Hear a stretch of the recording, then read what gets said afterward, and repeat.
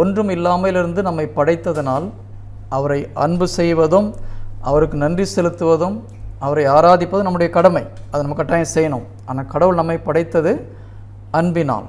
Praise the Lord. அதே போல் குடும்பத்தையும் கடவுள் தான் உருவாக்குறார் இல்லையா? ஆதாமை படைத்த கடவுள் ஆதாமுடைய விலா எலும்பிலிருந்து ஒரு பெண்ணை உருவாக்கி அந்த பெண்ணுக்கு யார் பேர் வைக்கிறது? கடவுள் பேர் வச்சாரா ஆதாம் வச்சாரா?